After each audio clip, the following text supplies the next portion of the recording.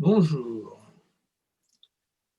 le professeur Jaël m'a demandé d'essayer de réfléchir à un sujet difficile, qui sont les victimes.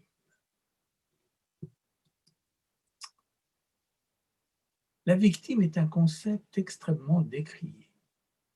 Il suffit d'écouter la télé, la radio, et on dit qu'un tel se victimise, c'est épouvantable, etc. Un concept décrié par le public, mais aussi par les intellectuels, qui disent que notre société serait exagérément compassionnelle, que cette compassion irresponsabiliserait les victimes. Les juristes parlent de populisme pénal. Les excès féministes sont dénoncés. On note aussi très fréquemment une confusion entre trauma, voire trauma fantasmatique et victime. Je vous donne un exemple, et non des moindres, sur France Culture par notre actuel ministre de la Justice. Je lis: l'air du temps, c'est le victimaire, le sécuritaire, et moi je pense qu'on leur fait du mal aux victimes. On en fait une catégorie sociologique à part entière et on leur interdit la résilience. La résilience. Vendre l'idée que la justice va apaiser les souffrances, c'est du charlatanisme à 2 balles. On ne les soulage pas, on les maintient de façon artificielle dans le malheur et ça interdit la résilience. Tiens, la résilience. Voilà, moi, ce que je pense très sincèrement. C'est une hérésie, c'est une escroquerie, signé Éric Dupond-Moretti. Un concept tellement décrié que les personnes qui ont subi parfois des choses extrêmement graves, comme l'inceste, préfèrent le mot survivant ou survivante au mot victime. C'est très fréquemment le cas aux États-Unis. Beaucoup préfèrent être considérés comme des sinistrés en cas de catastrophe naturelle, par exemple, mais surtout pas en victime. Mais pourquoi? Et finalement, cela pose la question: qu'appelle-t-on victime? Pour essayer de répondre à cette question, revenons sur l'étymologie du mot victime. Victime provient du latin victima, tima en grec, qui signifie créature offerte en sacrifice aux dieux. Offerte pour établir l'équilibre cosmique qui serait compromis le plus souvent par une transgression, un crime ou quelque chose de grave. Mais vous me direz, ceci est bien ancien. Nous sommes dans le XXIe siècle, dans une république laïque. Eh bien, cette conception religieuse est toujours déterminante.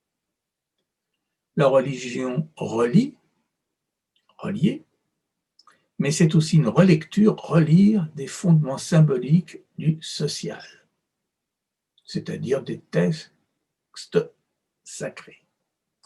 Car toutes les religions, sans exception, notamment les religions monothéistes, sont fondées sur une victime émissaire: Isaac, Jésus, Mahomet.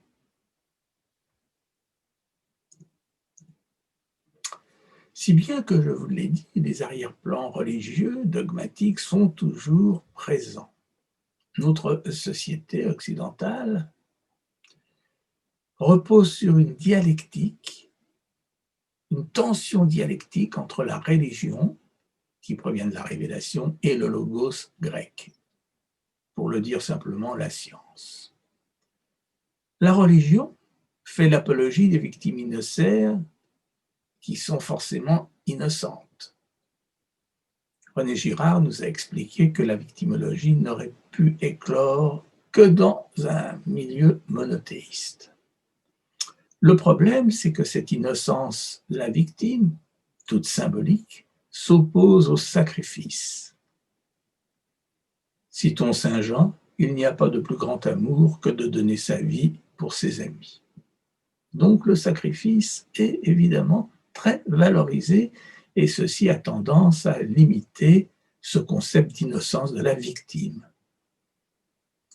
Donc cette opposition dialectique entre une éthique de la conviction, fondée sur les révélations religieuses, sur les dogmes, pour caricaturer par exemple le créationnisme, s'oppose à une éthique de la discussion, ou mieux, une éthique fondée sur la recherche scientifique, le logos.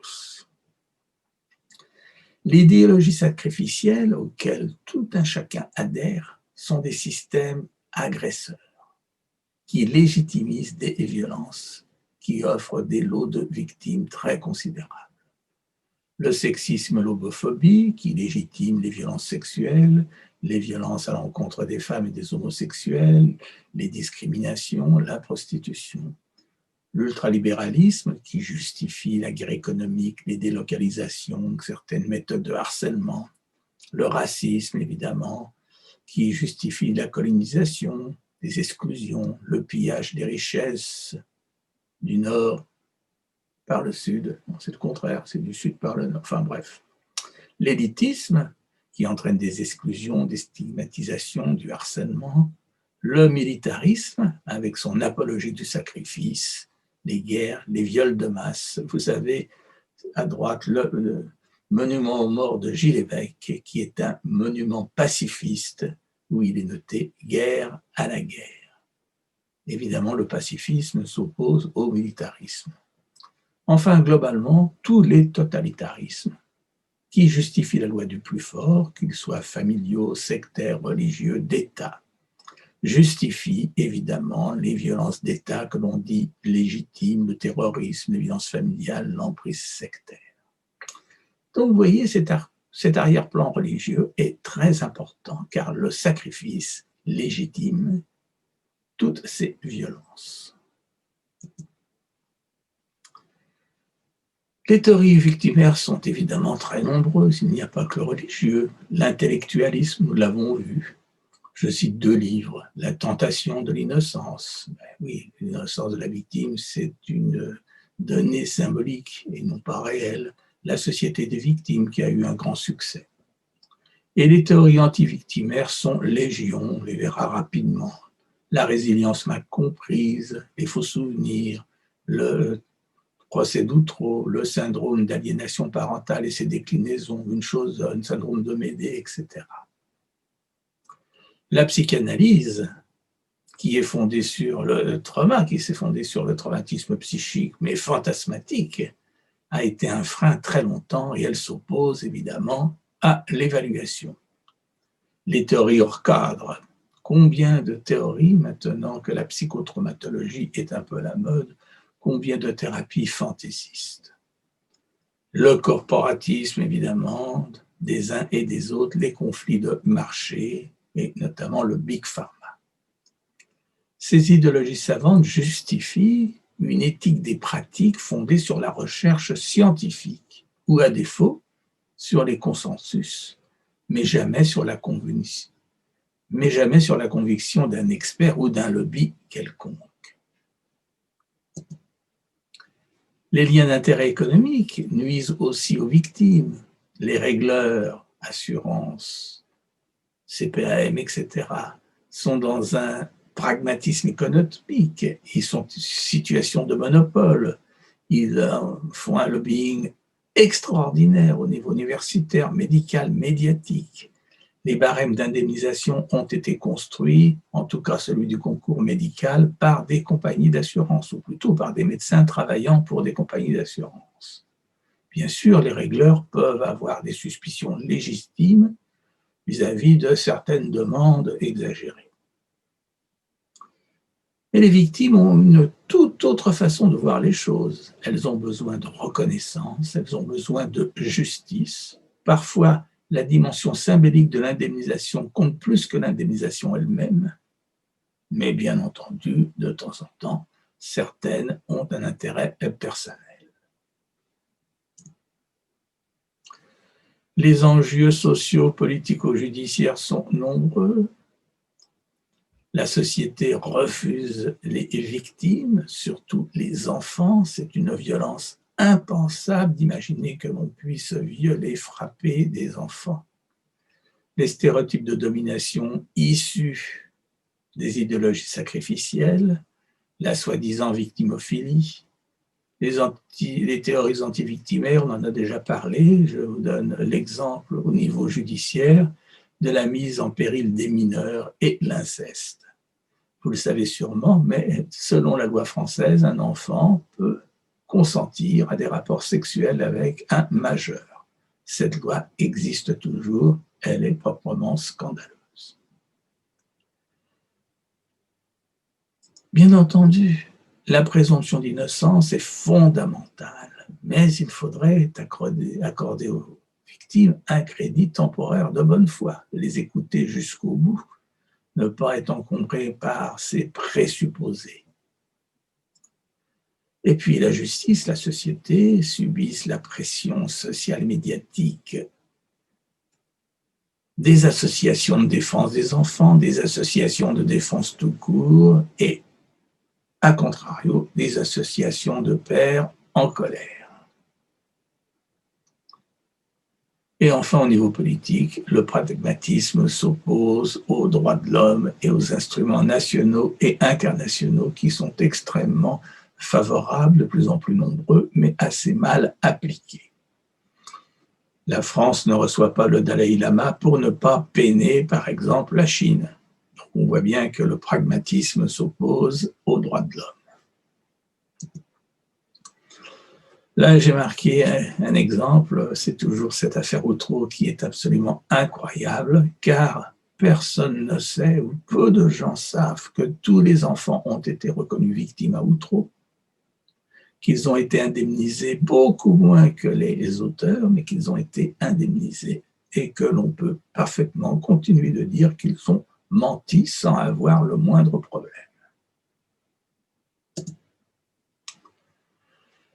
Au niveau médical, les conflits, les difficultés sont très nombreuses.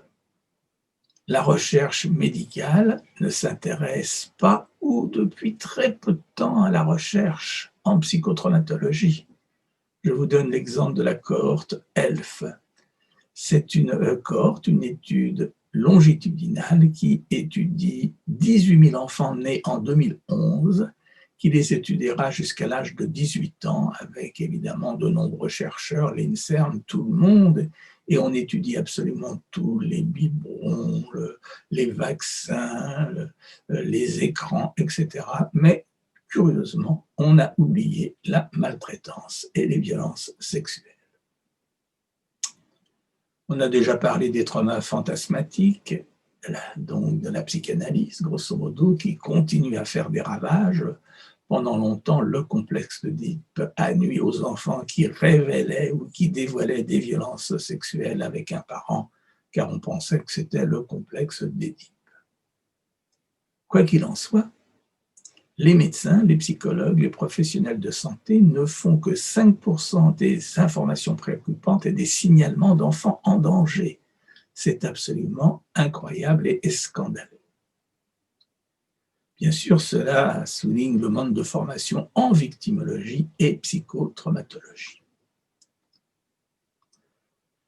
Certaines théories antivictimaires, comme le syndrome d'aliénation parentale et ses déclinaisons actuelles, syndrome de Munchausen, syndrome de Médée, déboutés par la recherche, sont très en vogue dans les tribunaux, surtout au niveau des affaires familiales, et entraînent des catastrophes judiciaires, où l'on voit un parent protecteur perdre la résidence habituelle de son enfant au profit de l'agresseur, beaucoup plus adapté.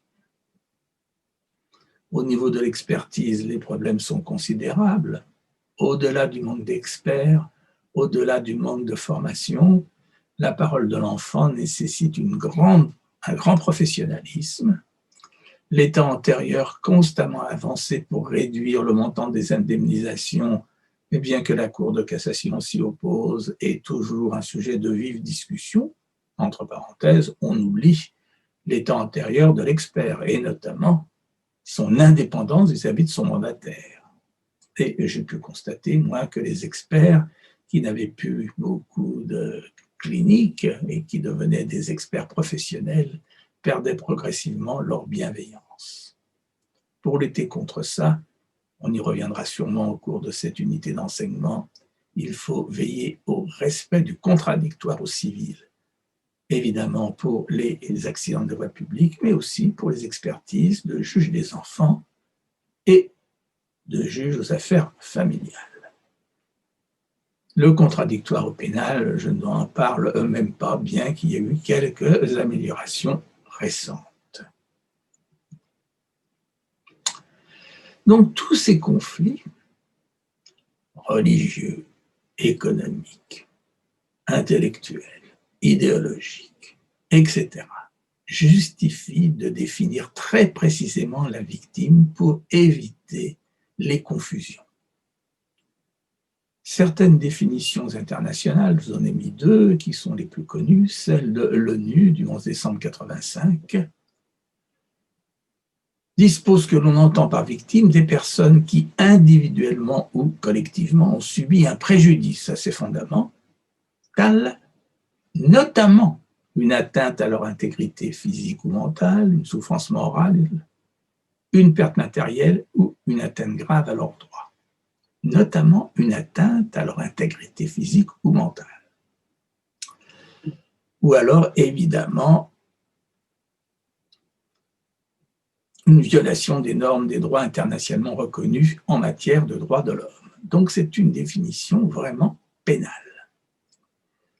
La directive dite victime de 2012 du Conseil de l'Europe la définit comme toute victime, toute personne physique ayant subi un préjudice, y compris, c'est pas notamment, mais c'est y compris, une atteinte à son intégrité physique ou mentale ou émotionnelle. Voilà. Qui a été causée directement par une infraction pénale. Ces définitions, pour ces définitions, la notion de préjudice reconnue par une loi pénale est centrale. Vous avez vu, elles disent notamment y compris. La très très grande majorité des victimes ne présentent pas de troubles physiques ou psychiques. Je vous donne un exemple, si on vous vole votre autoradio, je ne pense pas que vous serez psychotraumatisé et que vous prendrez rendez-vous au centre du psychotrauma du CHU dirigé par le professeur GL. Et il y a beaucoup d'autres personnes qui subissent des préjudices physiques, matériels, psychologiques, par exemple à la suite d'un aléa thérapeutique, d'un accident de travail, d'un accident de la voie publique. Et elles ne sont pas des victimes pénales, mais elles sont quand même des victimes. Pourquoi? Parce que nous proposons la définition suivante. Une victime est une personne ou une institution, un groupe de personnes qui a subi un préjudice, certes, reconnu par une loi, il n'y a pas que la loi pénale, un texte ou un règlement. À partir du moment où il y a une loi, un texte, un règlement, et où quelqu'un subit les conséquences de la violation de cette loi, de ce texte, de ce règlement, elle devient victime. Une définition précise exclut l'usage inapproprié du mot victime pour éviter les critiques, parfois justifiées. Disons-le fortement, n'est pas victime celui qui estime de l'être, bien que certaines associations avaient pris cette définition réellement abusive. Les victimes sont des personnes proactives, contrairement aux survivants et aux survivantes.